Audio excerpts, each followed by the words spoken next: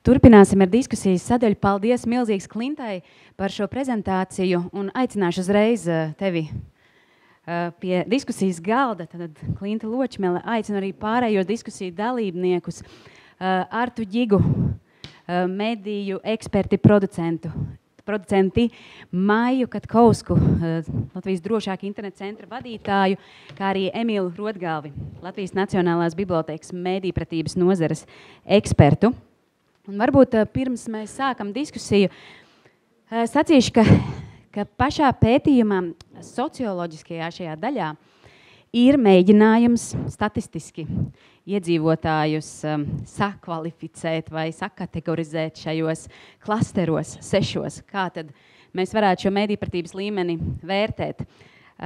Piekrītu Klintai, ka analizējot šos rezultātus kopumā, gan kvalitīvo daļu, gan kvantitīvo daļu, mēs redzam, ka nevienā no jautājumiem mēs nevaram pateikt, ka kādā, piemēram, vecuma grupā lielākā daļa būtu prasmīgi, zinoši un spējīgi. Nav neviena tāda.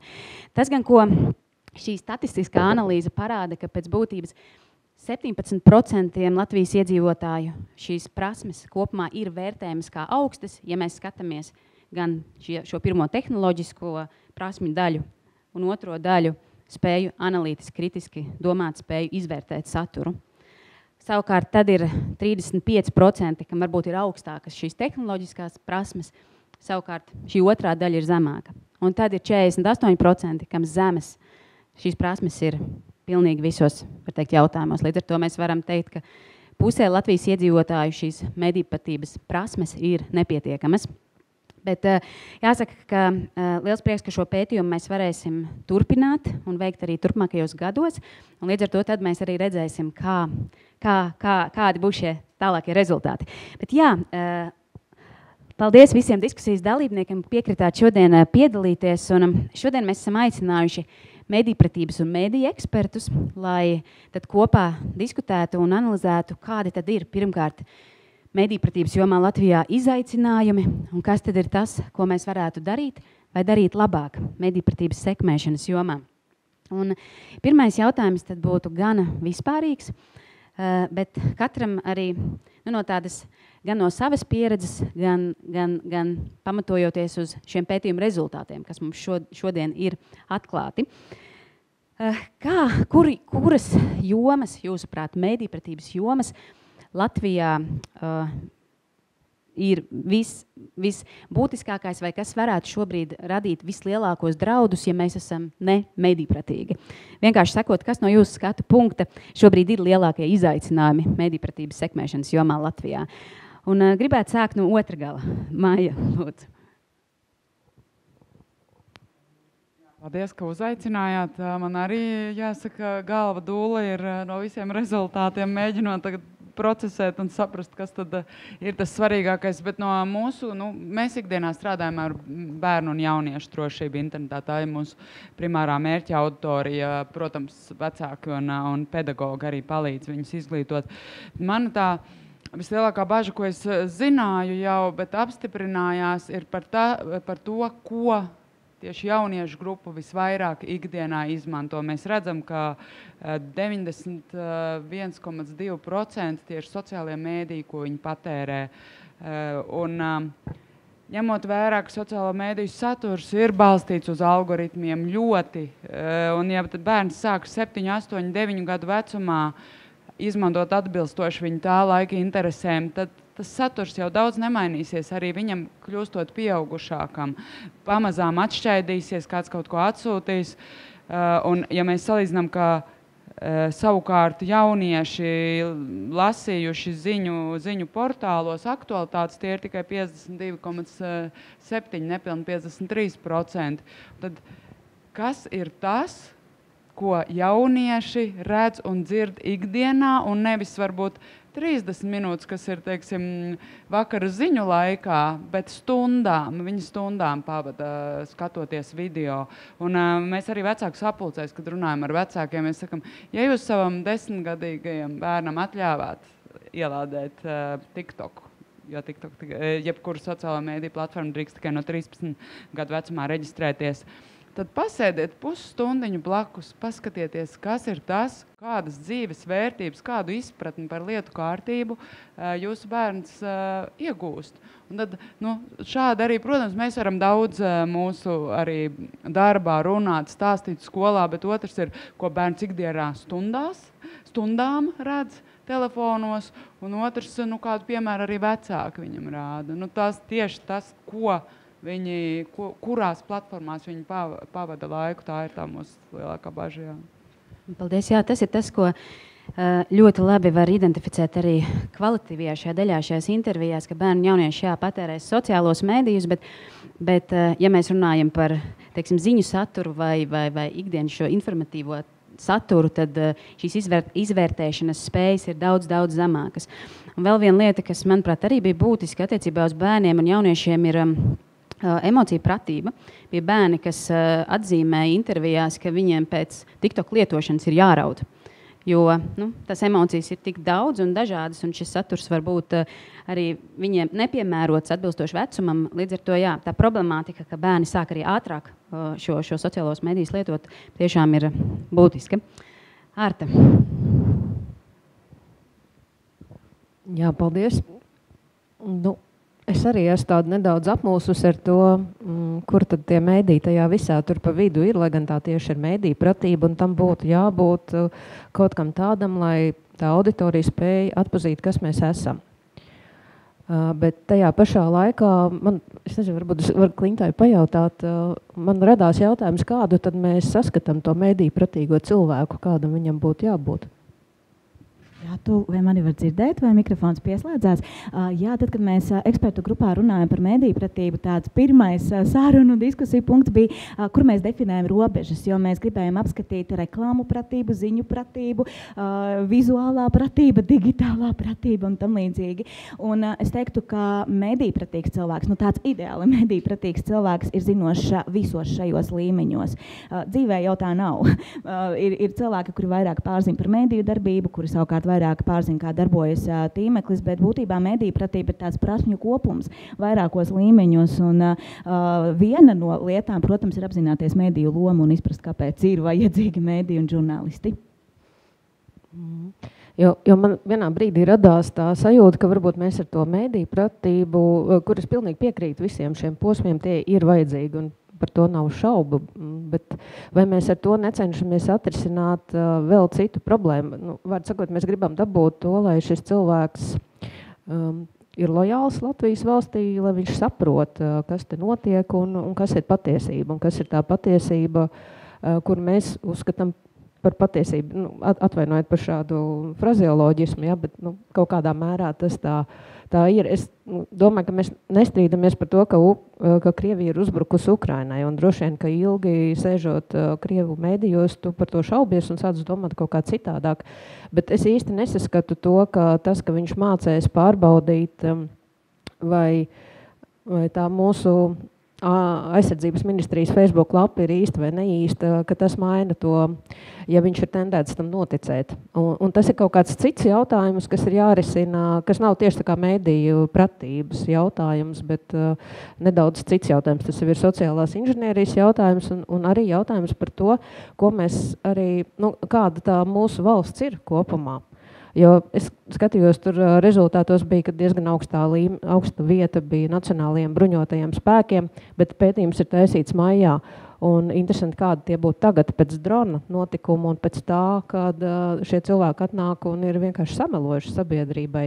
Un to ar mēdīju pratību nevar izlabot. Tas ir kaut kas cits. Jā, tas ir cita lieta. Tas ir tas, ko es gribēju teikt. Bet atgriežoties atpakaļ tur pie tā stāsta par to, kas, es domāju, ka mēdīji ir pilnībā pazaudējuši tradicionālie mēdīji to mirkli, palaiduši garām, kad tie sociālie ir kļuvuši nevis tā kā par palīgu, lai mēs kaut kādu savu saturu aiznestu vēl kaut kur, vai kaut kā viegli padiskutētu, vai iegūtu informāciju no citiem, vai tā kā turētu varbūt nedaudz, radītu sev sajūtu, ka mēs turam roku uz pulsu, skatoties, kas notiek Twitterī.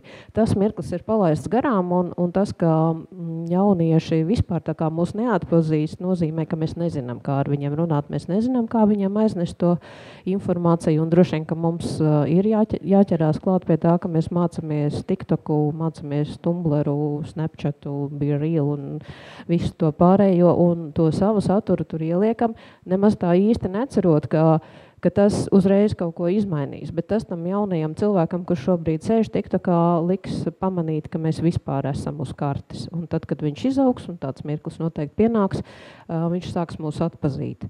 Tādu lielu citu ieteikumu šobrīd man nav, bet es arī esmu starp tiem, kas ir pilnībā palaiduši šo garām. Es neesmu TikTokā, man nav nekādas intereses, kas tur vispār notiek, bet būtu jābūt. Acīm redzot, būtu jābūt. Tas ir viens otrs par to, ka vai var atpazīt, kādi ir tie mēdīji, kas ir mēdīju īpašnieki. Un tā, es domāju, ka mēs esam līdz šim pilnīgi bijuši pārliecināti, ka tas vispār nav svarīgi. Ka tas nevienam nav svarīgi un ka mums nav jāstāst nekā mēs to, kāda ir mēdīja ekonomika un ka tas ir svarīgi tikai sarunās ar kultūras ministriju. Ar visu pārējo tas tiešām nav svarīgi, jo sabiedrībā jau ir būtiski tikai tie mūsu pētījumi, tie mūsu rezultāti. Tas mūsu ikdienas darbs un mūsu ikdienas darba rezultāts. Un to mēs redzam arī tajā, kā šobrīd mēdīji, ne tikai Latvijā, bet tā kā visur pasaulē reaģē uz šo viltus ziņu lietu. Tas, ko mēs mākam, ir paņemt tās viltus ziņas un tieši tādā pašā skaļumā teikt, nē, tā nav taisnība. Bet mēs neko nepanākam tajā emocionālajā fonā, jo tas, kas mums būtu jāsaprot, ir kāpēc cilvēki ir gatavi noticēt šīm viltu ziņām un strādāt ar to. Bet jā, es piekrītu, ka mums vajadzētu mēdījiem vairāk stāstīt par saviem procesiem, padarīt arī sevi vairāk par cilvēkiem, lai arī tie tur otrā ekrāna pusē vai portāla otrā pusē saprota, kāpēc kaut kas var notikt šādi vai tā, vai kaut kādas kļūdas var gadīties un ka mēs esam cilvēki. Jo, ja drīkst vēl nedaudz aizkavēšu jūs uzmanību, atceraties gadījumu ar cūku komiksu, kas bija tāda ļoti kardināla viedokļu sadursme par to, ko drīkst, ko nedrīkst. Un toreiz mēdījis rīkojās tā, kā it kā visi no viņa sagaida, ka viņi atvainojās, viņi izdara to kļūdu labojumu, bet tas to situāciju tikai eskalē, jo tā sabiedrība grib vēl vairāk. Viņi grib redzēt, ka šos cilvēkus atrod, identificē, viņus padzer no darba, un droši vien ar to arī nebūtu labi, viņus vajadzētu deportēt no Latvijas vai uzdurt uz mietiem purvā, un tad varbūt beidzot būtu tā taisnība sasniegt. Un tas rāda par to, ka ne jau tas ir būtiskais, bet kaut kāds tas dialoga līmenis ar valsti ir tas, kas ir sasāpējis. Paldies! Jā, paldies. Noteikti varu arī piekrist šim jautājumam par dialogu. Tas tiešām arī parādās. Un vēl viena lieta noteikti, ka ir daļa iedzīvotāji, kas izdara šo secinājumu vai atbildi par uzticēšanos mēdījiem arī balstoties uz kādu konkrētu gadījumu. Vai tur ir bijis viens sižets, nepatiess, pusmelīgs, un tad mēs izdarām secinājumu par visu mēdīju vidi. Un līdz ar to, jā, tas ir tad jau tāds padziļinātāks jautājums. Un jā, šis dialogu jautājums jau konkrētos gadījumos. Emīl, lūdzu. Vai dzirdams? Tagad ir dzirdams. Jā, labdien. Paldies par iespēju šeit būt. Es tad vairāk vai mazāk pārstāvu Latvijas bibliotēkas, kuras mēs arī, vismaz mēs Nacionālajā bibliotēkā noteikti skatāmies kā tādu, šīs te plašākās sabiedrības, kura tad arī šajā pētījumā tika padziļināti izvaicāti kā tādu sasniegšanas punktu. Bet, ja atgriežamies pie tā paša sākotnējā jautājuma, kas tad mani varbūt pārsteidz šajā te pētījumā, es, lai arī apzinos savas personīgās pārliecības par patriotismu un to, ka esmu optimists un gribas vienmēr cerēt uz labāko, es neloloju lielas cerības, kad mēs visi būsim ideāli mediju pratīga sabiedrība, īpaši, ja mēs palasam Facebook komentārus kaut vai tīri pētnieciskos nolūkos. Vai kā 50 plus dāma, kad viņai garstāvoklis pastrīdēties, kā bija šajā te piemērā. Jā, vairāk mani pārsteidza tas, ka tās pamatlietas, tātad, vispār, kas ir uzticams avots un kādas ir šo te dažādo kanālu funkcijas, netiek saprastas. Tātad, cilvēks līdzvērtīgi lieto Delfus un Facebooku un uzskata, ka starp abiem ir velkama vienādības zīme, kaut arī tās ir pilnīgi dažādas lietas. Līdz ar to tas arī mums, ieskicējot manu ikdienu, tas vairāk ir tāda neformālas izglītības pasākuma bibliotekāriem, kā tādiem mentoriem. Tas arī man tagad pavēra vairāk to skatu, kad jāstrādā šīm te pamatlietām. Bet man vēl tāda viena doma, ņemot vērā tos, ko mēs kā tajā jomā, ja to jau var saukt par mediju pratības jomu, jo tas partneru loks ir diezgan plašs, kam mēs varbūt arī nepievēršam šo te pietiekošu uzmanību, ko jau Arta bišķīt ieskicēja, ir tā, psiholoģiskā puse, varam to teikt tā, kāpēc cilvēks vēršas pie viena vai cita avota un ko viņš no tā sagaida un kāda tajā visā ir viņa personīgo pārliecību vai aizspriedumu loma, jo es domāju, ka tas arī diezgan pamatīgi ietekmē mūsu informācijas uztveri, jo, kā jau atgriežoties pie tā, ko es teicu, es esmu optimists, esmu patriots, un tad arī lasot tās sliktās ziņas, man gribās meklēt, kaut kur taču mums tā Rail Baltica iet labi, vai ne? Vai no drona mēs tak mācīsimies, vai ne? Bet citiem cilvēkiem ir savas tās ikdienas pārliecības, un tas, kāpēc viņi atver vienu vai otru ziņu portālu un ko viņi no tā sagaida. Un es domāju, ka mēs nepietiekami runājam par to, tātad nepietiekami sniedzam šo te iespēju cilvēkiem sevi ieskatīties. Tur, es nezinu, jomas psihologi mums jāpiesaista varbūt, bet tas arī tāds viens no ceļiem, uz kuru es domāju, ka mums arī kā šajā jomā darbojošiem vajadzētu paskatīties. Noteikti tā ir, jā. Un Klinta, vai tev ir vēl kas piebilstams? Ieslēgsies mikrofons. Es gan esmu jau daudz ētera laika aizņēmusi, tikai akcentēšu divas lietas. Mani tomēr joprojām satrauc tas, ka cilvēkiem ir grūtības izvērtēt, kura ir uzticama lapa, ja mulsina mod.gov.lv, tad tas paver diezgan lielas iespējas ar mums manipulēt un uzdoties par viltus dažādu aizsardzības sistēmas iestāžu mājas lapām, gan arī Facebookā. Tomēr man šķiet, ka būtu jāinformē par šīm pamata lietām, lai mēs varam atpazīt uzticamus resursus, un īsa piebilde par uzticēšanos mediju saturam. Es ikdienā strādāju ar aptuveni 150 pirmkursniekiem 2 augstskolās, kuri studē komunikāciju. Un mums semestra sākumā ir ļoti grūti runāt par mediju vidi, jo viņi tradicionālos medijus nelieto. Mēs vēl varam padiskutēt par šoviem, izklaides šoviem, tur vēl daži ir zinoši, bet tad, kad vienai grupai bija darbs uz vietas auditorijā par pētniecisko žurnālistiku, gāja ļoti grūti, jo labākajā gadījumā kāds nosauc Rebaltiku, varbūt aizliek to paņēmienu, varbūt kāds min nekā personīga, bet tās ir ļoti fragmentāras zināšanas. Līdz ar to tas arī ir tāda redzama iespēja uzrunāt šo jauno auditoriju, kuri turklāt vēlas paši būt komunikācijas speciālisti, lai viņi vairāk pārzina un arī vairāk ir zinošāki par to, ko Latvijas mediju vide vispār var piedāvāt. Jo sākumā viņiem šķiet, ka tā vide ļoti šaura, ļoti ierobežota, bet tad, kad mēs sākam runāt un analizēt, tad jau tas viedoklis mainās un izrādās ir vēl tas un ir vēl arī kādi citi žanri. Tādējādi es teiktu, ka tur gan medijiem, gan akadēmiķiem, gan nevalstiskām organizācijām, arī žurnālistu asociāciju aicinu strādāt, lai cilvēkus vairāk izglītotu tomēr par šiem jautājumiem, lai ir vismaz apzināšanās, ar ko tad atšķiras medijas no valsts iestādes mājaslapas. Paldies. Un tālāk gribētu vēl pieskarties tomēr drošības jautājumiem. Jo viens, protams, ir bērni un jaunieši, kas ir, ar kuriem tiek gana daudz strādāts, bet mēs redzam arī, ka šajā jomā vēl ir gana daudz izaicinājumi. Un otrs ir pieaugušo auditorija. Un šeit arī ir ārkārtīgi daudz risku, kas ir identificēti pētījumā. Tādēļ tas pirmais jautājums būs Maijai. Jūs pamatā strādājat ar bērniem, jauniešiem, vecākiem. Mēs pētījumā redzējām, ka bērni, jaunieši īstenībā, ka jaunieši var būt mentori arī saviem jaunākajiem brāļiem un māsām.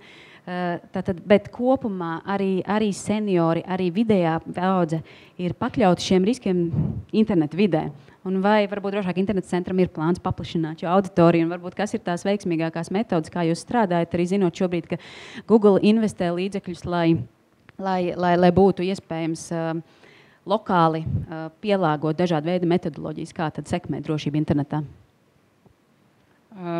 Jā, manuprāt, Latvijā lielākā problēma tieši sabiedrības izglītošanā ir ar to, ka mērķu grupas ir atkarīgas no donoru vajadzībām, vēlmēm, mērķiem kaut kādiem. Un mūsu primāri finansējumu nodrošina viena no Eiropas Savienības iniciatīviem, kas ir tieši par bērnu jauniešu drošību internetā. Līdz ar to mēs turpināsim, diemžēl, finansējums vēl papildus citām grupām finansējumu mums nav. Līdz ar to mūsu galvenā mērķu grupa ir bērni un jaunieši, bet, protams, pastarpināti tie ir arī pedagogi, kas ir pieaugušie, jebkurš no sabiedrības iedzīvotājiem, un arī vecāki, arī vecākus, kuriem tātad, gana plašs tomēr ir šis loks, ko mēs izglītojam. Protams, pēc iespējas mēģinām strādāt ar dažādām, sadarbojoties ar Eiropas kolēģiem, pēc dažādām jau iestrādnēm, tā pati, kas ir Google programma Esi interneta izcilnieks, kas šogad, ar ko mēs iegājam bērndārzos un sākuma skolās, mācīt pašus pamatus, kas vispār lācītim vēderā, kā vispār darbojas, no kurienes informācija rodas, kā man būt drošam, kam ticēt, kam neticēt, tādas pamatlietas vairāk, līdz ar to, tāda atbilde, kam, diemžēl, ļoti plašāk mēs nevaram iet, jo mums ir savi ierobežojumi, bet pēc materiālam un arī tūliņ nākamā gada sākumā sāksies tāda padziļināta pedagoga izglītība, 8 stundu mācību programma, pieredzēt mākslīgo intelektu, praktisks darbs, praktiski uzdevumi 3 gadu garumā. Tas nebūs tā īsti, kaut ko pastāstīsim 1 stundu, mums ir saņēmuši finansējumu vēl tāda veida izglītošanai, ka redzējām, ka mākslīgo intelektu pat nesaprot, kas tas ir, kā tas darbojas, ja 50% nav nejausmas, ko nozīmē dziļviltojums vispār, tad ir skaidrs, ka mums vismaz to pedagogu daļu mēs nosaksim. Šodien mēs nonākam vairākās jomās pie secinājuma, ka ir jāapgūst paši pamati, bet tā padziļināti, lai mums ir tiešām izpratne. Un arī šī ir viena no tām jomām. Tad vēlētos šo jautājumu uzdot arī Emīlam, jo tā ir, seniori un arī mazākumtautības ir viena no tādām riska grupām, kas vairākās jomās pētījumā ir identificēta. Un jums ir šī pieredze strādājot bibliotēkā, strādājot ar senioriem. Kā jūs redzat, kas ir tie izaicinājumi un kā to darīt varbūt sekmīgāk? Mūsu pieeja noteikti vienmēr ir bijusi izglītot ne tikai pašus bibliotekārus, gan publisko bibliotēku, gan akadēmisko un arī skolu bibliotēku, bet arī bibliotēku galvenās 2 lasītāju auditorijas, viena, kas ir bērnu un jaunieši, un otra, kas ir seniori. Mums arī pašiem ir bijuši daži atsevišķi projekti, kurus mēs esam īstenojuši, piemēram, braukājot pa reģioniem un aicinot uz bibliotekām vietējo reģionu žurnālistus. Tātad, šeit mēs arī runājam par to, kā mēdīji strādā. Mēs arī esam centušies šo te pusi attīstīt, tātad savedot lasītāju ar mēdīju bibliotekā un vispār, ikdienas darbā, es domāju, ka ik viens bibliotekārs aizstāvēs bibliotēku vispār kā tādu konceptu, ko mēs saucam kā 3. vietu, tātad mājas darbs un bibliotēka, bet senioriem varbūt tad 2. vietu, mājas un bibliotēka. Bet, protams, viens tāds projekts, kur mēs izbraukājam dažas Latvijas bibliotēkas, mēs sasniedzam tikai daļu auditorijas un skaidrs, ka ar senioriem tādi zūmi un webināri un tiešraides, varbūt TV tiešraides strādās, bet kopumā nē, ar viņiem jāstrādā ar vairāk kvalitatīvi. Un tad mēs cenšamies izmantot to, ka Latvijas bibliotēku tīkls ir diezgan plašs un tajā ir ļoti daudz arī zinošu speciālistu, tātad bibliotekāru, un ka viņi var būt tie mentori, kā mēs šeit izmantojam šo te vārdu mentori, tātad palīgi plašajā informācijas lokā palīdzēt šim te senioram. Bet, protams, otra puse, ne jau visi seniori nāk uz bibliotēku, ne jau visi seniori var fiziski atnākt uz bibliotēku. Līdz ar to tas arī mums ir diezgan liels jautājums, bet mēs cenšamies darīt vislabāko, ko mēs varam, tātad ar šo te mentoru izglītību, izglītot bibliotekārus. Mēs arī tīri praktisku pieredzi esam apkopojuši dažādos tādos informatīvos palīgu materiālos, kurus anekdotiski bibliotekāri arī man stāsta, ka izmanto tā, kā vismaz šādi viss notiek. vienīgā cerība ir, ka, jā, kad, ja notiek mediju pratības pasākums bibliotekā un kāds seniors to apmeklē, nu, tad viņš arī, piemēram, aizies mājās vīram, sievai pastāstīs. Jā. Bet, nu, tas ir jautājums par jebkuru grūti sasniedzamu auditoriju, man liekas. Jā, tālāk, paldies. Tālāk domājot par šiem mērķa auditorijām, tieši tāds bija arī nākamais jautājums, ka visās vecuma grupās, kā jau minēju, mēs nevaram noteikt, ka kādas no prasmēm būtu pilnīgi apmierinošas. Un tas jautājums ir, ar kurām tad mērķa auditorijām mums Latvijā būtu jāstrādā visvairāk. Un varbūt ir kādas pelēkās zonas, kuras mēs nenosedzam. Nereti tie ir minēti, tā ir vidējā paudze minēti, kuru mēs nevaram noķert. Bet kā jau tikko dzirdējām no Emīla, ka arī šīs vecuma grupas, kuras mēs mēģinām varbūt iedalīt tādās kategorijās, ir vēl dalāmas daudz sīkākās kategorijās. Jā, Linda, skatos, ka tev ir. Jā, es pavisam īsi tikai piebildīšu, ka intervijas ļoti labi izgaismoja pirmspensijas vecumu. Mēs parasti runājam par senioriem, un arī pētījumā tie ir 65 plus vecumā, bet atbildes no cilvēkiem, teiksim, 59, 62 gadu vecumā rāda, ka viņi ļoti aktīvi izmanto sociālos mēdījus, tīmekli, taču tās zināšanas jau sāk iepalikt. Un, manuprāt, viena tāda pelēkā zona varētu būt tieši šie cilvēki, kas vēl nav seniori, bet tuvojas senioru vecumam, jo viņiem ir vienlaikus ļoti augsta aktivitāte tīmeklī un vienlaikus arī ir redzami trūkumi zināšanās. Vai ir vēl kādam piebilstams par mērķa auditorijām? Nu, viena, kuru arī es iezīmēju, gatavojoties šeit diskusijai, nu, ar to plašāko pētījumu iepazināmies tagad, bet laimīgā kārtā nedaudz mums gatavojoties šim te pavērt tādu priekškaru un arī šis te jautājums bija. Un man ir divās vietās ar lielām izsaukuma zīmēm ierakstīts vecāki.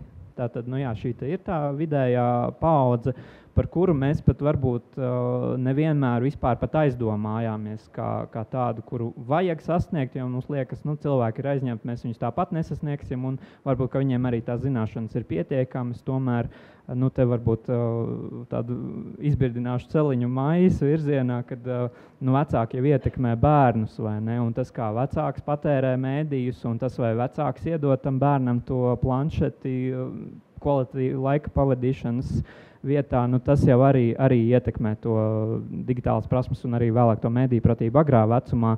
Tā kā, nu, arī mums kā bibliotekām jāsaka, ka tas ir tāds pelēkā zona, kā šeit arī ir definēts, kur varbūt ir jāsasniedz vairāk. Jā, atsaucoties uz Emīlu, tikai īsts komentārs. Tiešām vecākus ir ļoti grūti sasniegt. Mums ir bijušas skolas ar lieliskām iniciatīvām. Viņi vēlas organizēt vecāku sapulces, aicināt mūs, lai mēs runājam, lai mēs stāstam gan par bērnu drošību internetā, gan ko pašiem vecākiem būtu jāievēro. Beigās lielajā aktu zālē skolotāji ir gribējuši visu to labāko. Viņi ir aizsūtījuši visu informāciju, uzaicinājuši lielajā aktu zālē tādu vidusskola, kur ir tiešām daudz vecākiem jābūt. Atnāk 10 vecāki. Un tādi, kuriem nevajadzētu nākt, jo būtībā viņi seko līdzi, viņi visu saprot, viņiem ir vienkārši precizējoši jautājumi. Un vienkārši nenāk, un tāpēc būtībā mēdīji, sociālajā tīkli ir tie, kas vispār ļauj kaut kā aizklauvēties, jo, diemžēl, skolotāju nevienmēr var vainot skolotājs, ka viņi neaiznes līdz, reizēm ir tā vēlme vainot skolotājs, ka viņi varbūt varētu vairāk aiznest ziņas līdz vecākiem. Ir ļoti daudz mēģinājumi un lieliski mēģinājumi. Paldies visiem, kas mēģina mums palīdzēt sasniegt vecākus, bet, diemžēl, katrs mēs pats vecākus droši vien zinām, cik bieži un kad mēs ejam uz bērnu vecāku sapulcēm un cik cītīgi izlasām visu informāciju, ko mums atsūta. Jā, šis ir ārkārtīgi būtisks jautājums. Arī mēs savā darbā esam saskārušies, ka šo vidējo paudzi ir sasniegt ārkārtīgi grūti, un jautājums, kā tad motivēt, kas tad ir tas ieguvums, kāpēc cilvēks varbūt saprot, ka šīs zināšanas patiešām būs noderīgas un vajadzīgas mums katram dzīvē. Tad domājot par šiem vēl formātiem, skaidrs, ka vēl tās varētu būt dažāda veida kampaņas, mēdījos, bet šeit atkal tas, ko mēs redzam no šiem rezultātiem saistībā ar uzticēšanos mēdīju videi, arī tas liek uzdot jautājumu, kādos kanālos komunicēt, jo nav vieni tādi komunikācijas kanāli, kam iedzīvotāji uzticas. Līdz ar to mēs dzīvojam diezgan tādā sadrumstalotā šajā vidē.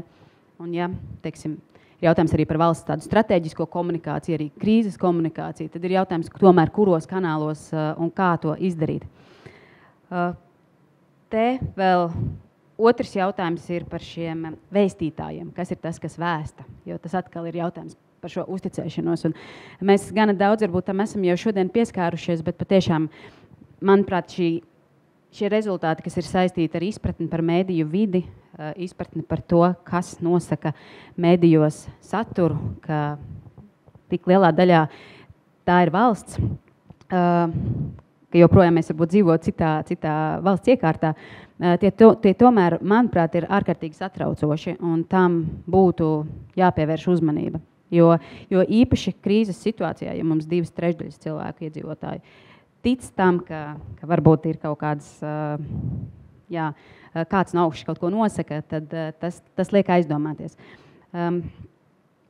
Vēl par šo domājot, vēl domājot par uzticēšanos un mēdīju vidi, ir skaidrs, ka noteikti mēdīji paši varbūt var vēl kaut ko darīt, un ir jau daudz dažādu saturu, kas tiek veidots, bet atkal, kā mēs to spējam pasniegt un kā mēs līdz iedzīvotājiem nokļūstam. Ja mums pamatā ir kaut kādi pieņēmumi par to, ka līdz galam jau uzticēties nevar. Un šeit tas, kas varbūt no manas pieredzes ir bijis, ka vislabāk strādā dažādi veidi simulācijas spēles, kur tu esi kaut kādā situācijā un tu saproti, cik īstenībā liela loma tam, ka mēdījis ir neatkarīgs un ir kāds, kam tu vari uzticēties. Diskusijas noslēgumā vēlos pievērsties jautājumam arī par šo, teiksim, mēdīju politiku un mēdījpratības politiku, ja tā mēs varētu teikt, kas ir mūsu visu tāds varbūt arī kopējais mērķis. Ļoti ceru, ka šie pētījuma rezultāti mums būs pamats, lai mēs varētu šādu kopīgu stratēģiju izstrādāt, jo kā jau izskanēja, ka ir gan daudz projektu, kas ir īstermiņa projekti, ir gan daudz projekti, kas tiek finansēti no trešajām pusēm, kas arī ir ļoti labi, ka ir šīs investīcijas Latvijā, bet mums tomēr tad tie uzsveri tiek salikti, tā teikt, no ārpuses, un mums gribētos būt pašiem saimniekiem, kā teikt, un šos virzienus noteikt. Līdz ar to jautāšu vispirms Klintai no tavas pieredzes arī kādreiz strādāja kultūras ministrijā, vai tu redzi, kā mēs to varētu darīt vēl sekmīgāk, jo šis jautājums ir bijis aktuāls jau gana ilgu laiku. Jā, paldies. Un, es teikšu, ka pamatā ir finansējuma jautājums.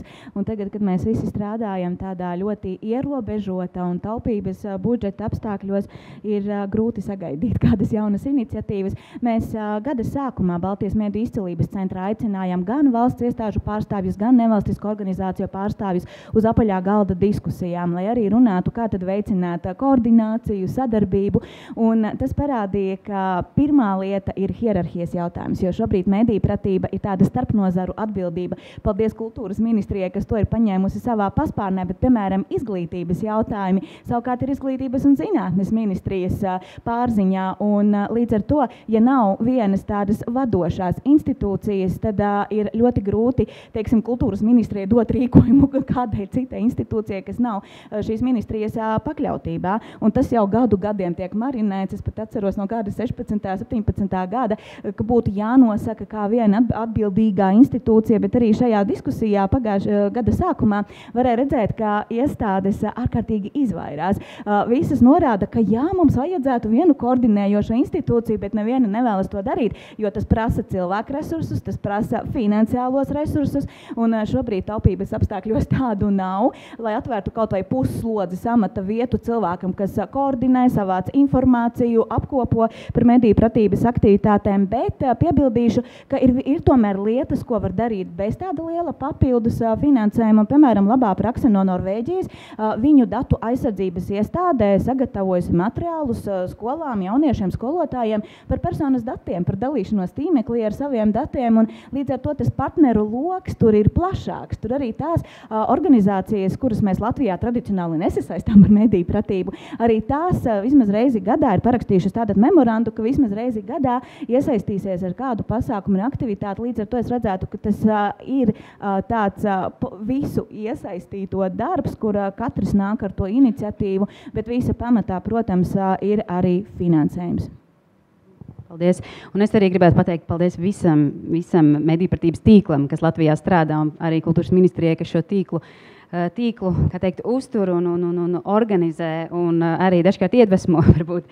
Liels paldies par to, jo mediju pratība ir tik daudzšķautņaina, kā mēs visi zinām. Tas ir sadarbības jautājums, lai panāktu kādus rezultātus, un tikai kopā mēs to varam izdarīt.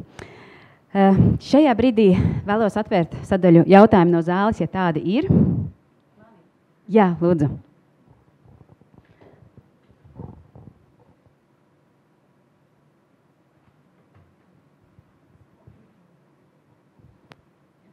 Man tiešām šis diskusija un pētījums rada ļoti daudz visāds jautājums. Iedomāsimies, ir cilvēks, kas ir supermēdiju pratīgs. Viņš atpazīst dziļvietojumu, viņš atpazīst mājaslapu, viņš atpazīst mēdīju īpašnieku saturu, visu atpazīst. Tagad iedomāsimies viņa ikdienu, ja viņš ir aktīvs mēdīju satura patērētājs. Viņam ir jāpavelta ārkārtīgi daudz laika pēc būtības, lai vispār mēdīju pratīgi patērētu saturu pēc būtības.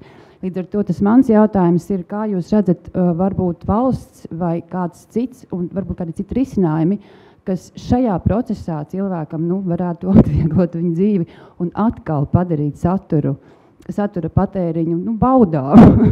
Nevis tikai to, ka mums visu laiku jāčeka, kas notiek. Jā.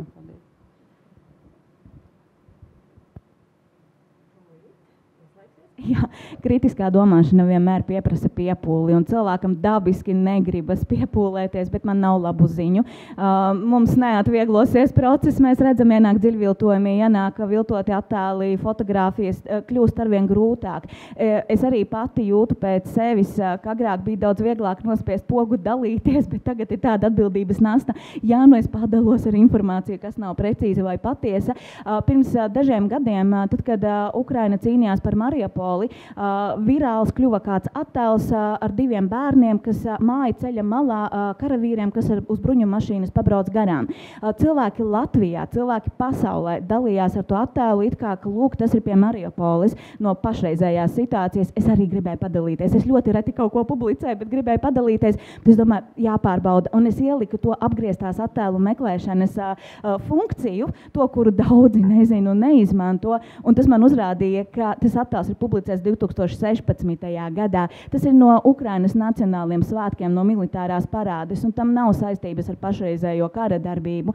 Līdz ar to tas prasa to laiku, prasa piepūli, prasa padomāt. Tā kā kāds intervijas dalībnieks teica, filtrēt saturu, aizdomāties, un tas ir vienīgais solis. Ja mēs arī izstrādāsim kādu super programmu ar mākslīgā intelekta palīdzību, tik un tā būs daļa cilvēku, kas par to nezinās un neizmantos pat, ja zinās. Līdz ar to mums atliek paļauties uz savām tādām kritiskās izvērtēšanas prasmēm. Vēl papildinot noteikti, gribu teikt, ka mediju-pratība būs mūža izglītība un visu laiku mums būs jāmācās, bet tas, ko gan var novēlēt, ka ir šīs pamata, kritiskās prasmes, kuras, kā gribētu novēlēt, ka mums ir tādas apzinātās kompetences un neapzinātās kompetences. Un tas būtu droši vien ļoti labi, ja tā mums tā kļūtu par tādu neapzināto kompetenci, ka mēs automātiski jau šos jautājumus uzdodam, lietojot jebkādu saturu un informāciju. Man ir tāda doma, tā ir īstermiņa doma, tāpēc, ka tas, ar ko mēs šodien cīnāmies šeit mediju pratības jautājumos, droši vien, ka mēs to rītā atrisināsim, bet būs jau pilnīgi citi izaicinājumi, tas vairs nebūs svarīgi.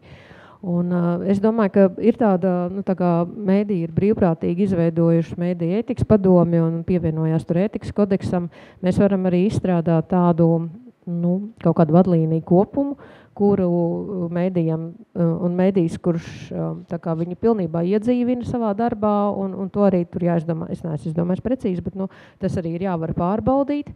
Un tas mēdījis, kurš izmanto tur, teiksim, ka viņš nepublicē tādu attēlu bez pārbaudes, ka tur, ka vienmēr visiem rakstiem, visām ziņām ir vismaz 2 vai varbūt vēl vairāk avoti un tā, ka viņš izdara to visu, to pareizo. Viņš saņem kaut kādu, tā kā kvalitātes certifikātu, tā kā zaļo karotīti vai kaut ko tam līdzīgu.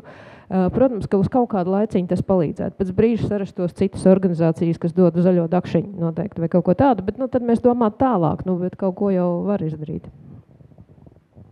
Paldies. Jā, lūdzu.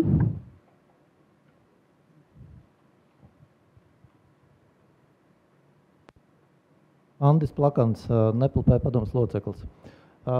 Sākumā tika minēts, ka mēdīpratība dalās 2 lielās daļās. Viena būtu tā tehnoloģiskā daļa, un otra būtu tā mēdīju vides un izpratne. Kurā jūs saredzat lielākos riskus, kurā daļā? Taisni iedzīvotāju un patērētāju pusē. Un kāpēc? Jā, paldies. Tur mēs pat varam vēl detalizētāk izdalīt. Šeit redzu UNESCO kolēģi. UNESCO vispār ir mediju pratība un informācija pratība, kurā tāda vesela puķīte, ziņu pratība, spēļu pratība, vārda brīvības pratība un tam līdzīgi. Mums laikam bija 7 tās pratības, kuras mēs aplūkojām mūsu pētījumā. Es teiktu, ka riski ir abās, bet lielākie riski ir saistībā ar satura izvērtēšanu. Jo viena ir lieta prast kaut kam piekļūt, to izmantot. Tur varbūt, ja cilvēks neprot, viņš apzog sevi, jo varbūt neprot uzņemt fotogrāfiju, neprot aizsūtīt mazbērniem, piemēram, ko šobrīd dara, vai recepti nofotografēt vai nofilmēt. Tur ir tādi ierobežojumi, izbaudīt visas tīmekļa iespējas, bet, ja mēs runājam par saturu, tad tur to risku ir neskaitāmi daudz vairāk, gan ar drošību, gan ar naidarunas izplatību, varbūt pat negribot un nezinot, ka tā ir naidaruna.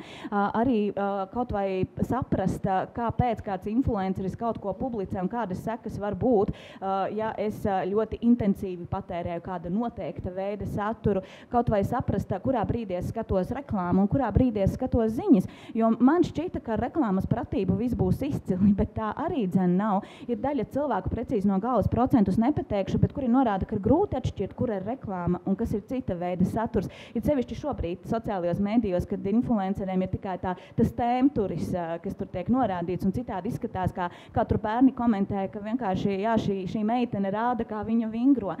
Tur ir ļoti daudz šis jautājumu loks, un, manuprāt, tieši tā prasme kritiski analizēt noder ne tikai digitālā vidē, bet arī analizēt baumas, ko saka kaimiņi, mūsu sazvērestības teorijas mīlošais kaimiņš, ko stāsta, ko mēs izlasām drukātā saturā. Man paskastē iemetā krieviski rakstīts priroda un kaut kas vēl tur pilns ar pseido zinātni, kur tiek aicināts krievu valodā izdevums, kur cilvēkiem tiek piedāvāti dažādi aizdomīgi līdzekļi, kurus var pasūtīt pa pastu un tam līdzīgi.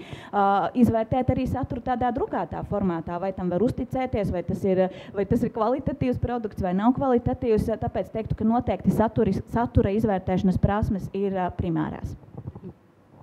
Es vēl arī gribētu papildināt, jā, es pilnībā Klintai piekrītu, ka, ja skatāmies uz to mediju pratību šādās 2 sadalītās daļās, tad tā satura puse ir viskritiskākā, bet es arī noteikti visas šīs diskusijas kopskatā domātu arī par to, mediju pratības veicinātāju pusi un kā mēs vispār pasniedzam sabiedrībai to mediju pratības tēmu kā tādu, jo jau tas lielais vārds mediju pratība jau daudzus cilvēkus atgrūž un vispār rada neizpratni, ko no mums sagaida un kas tas vispār ir, vai tas tikai izklausās pēc mūsu iepriekšējā prezidenta kārtējā vārdu savienojuma, bet kaut gan patiesībā tas ir daudz būtiskāk. Līdz ar to, piemēram, mēs ikdienā arī skatāmies uz mediju pratības pasākumiem, un tā arī bija mana mācība vienā mūsu projektā, var no dzīves pateikt, tieši senioriem veltītā, kad pats sāku strādāt Nacionālajā bibliotēkā, un mēs veidojam šo projektu senioriem, un es to nosaucu ar viedumu mediju pratībā. Tā kā tāds skaists un dziļš nosaukums, bet tad pēc vienas tikšanās Madonā, ja nemaldos, man viena dāma pienāca, ziniet, es šeit atnācu tīri dēļ tā nosaukuma, tik gudri, ka es neko nesapratu.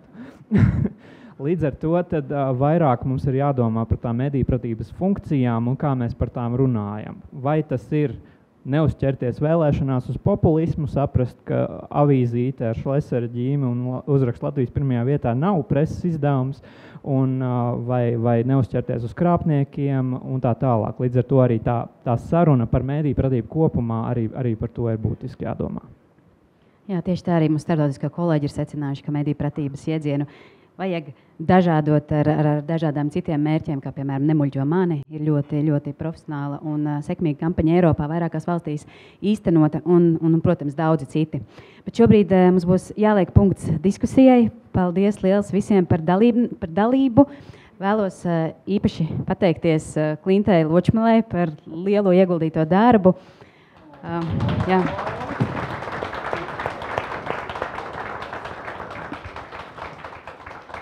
Tāpat paldies arī Emīlam.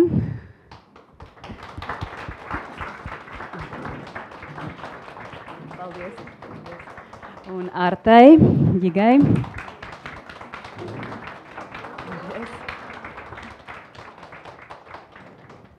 Māja, arī tev paldies. Un, jā, šodien esam apskatījuši daudz plašu loku, bet skaidrs ir viens, protams, ka darbs ir jāturpina sadarbībā. Liels paldies visiem klātesošiem un uz tikšanos citos NPLP pasākumos. Aicinu arī tad iepazīties ar pašu pētījumu mūsu mājaslapā un atvērt mājaslapu datubāze.nplp.lv, kur ir pieejams plašs klāsts ar visdažādākajiem projektiem, materiāliem, kas Latvijā ir radīti medijpratības jomā. Paldies un uz tikšanos citā reizē!